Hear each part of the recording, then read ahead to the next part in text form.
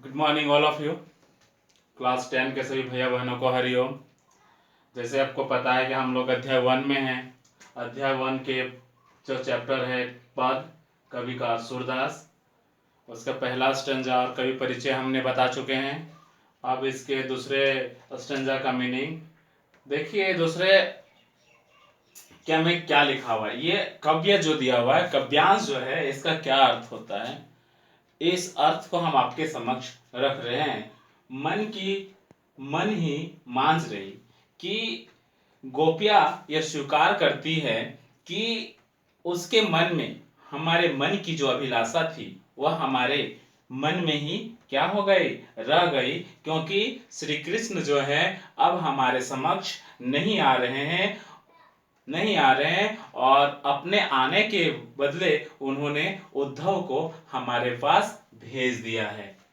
कही जाए कौन पे उद्धव नाही परत कही, मतलब वह दूसरे के अपने प्रेम को, वह दूसरे की कि अब वह कहिए उद्धव कि हम किसके पास जाएं, कि अपने प्रेम की व्यथा को, अपने दुख को, अपने दर्द को किसके पास जाए कहने के लिए। कृष्ण तो स्वयं आ ही नहीं रहे, वो तो आपको भेज दिए अपने योग संदेश देकर। अब हम जाएंगे तो अपने दुख दर्द किसके पास जाएंगे, किसके पास कहने के लिए जाए। आप ही हमें बताएं कि हम कैसे बताएं, कैसे रह पाए। अवधि आधार आस आवन की तन मन में व्यथा सही, कि अब हम उनके आगमन की बात कह नहीं पा रहे हैं, कहीं नहीं जा रही है, और कैसे कहीं नहीं जा रही, और तन मन की व्यथा जो है हमसे सहा नहीं जा रहा है। हम तो उसकी प्रतीक्षा कर रहे थे, हम तो कृष्ण की क्या कर रहे थे, प्रतीक्षा कर रहे थे, इंतजार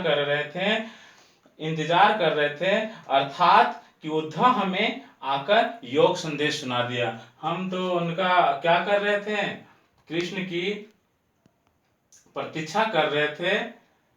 अब इन योग संदेश सुनी सुनी विरांगनी बिरह दही, अब हम उनकी प्रतीक्षा कर रहे थे और आप आके हमें क्या सुनाने लगे, योग संदेश सुनाने लगे।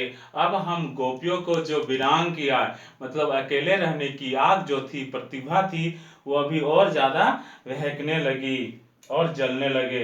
हम तो पहले से ही क्या थे, वीरांगन थे, हमें पूछने वाला कोई नहीं था, क्योंकि श्री कृष्ण जो है हमें छोड़ के चले गए थे। तो हम तो वीरांगन की जिंदगी जी रहे थे और आपने हमें योग संदेश सुनाकर और हमें जलनशील कर दिया और हमारी इंतजार की प्रतीक्षा को और ज्यादा बहका दिया। चाहती होती गुहारी जिताओ ते उठते धार वही। कहने का मतलब, जिस ओर हम पुकार करना चाहती थी उसी ओर से योग संदेश की धारा जो है बहने लगी। मेरे कहने का मतलब, गोपिया सोच रही थी कि जिस ओर से प्रेम की धारा बहना चाहिए था उस ओर से क्या, योग संदेश की धारा बहने लगी।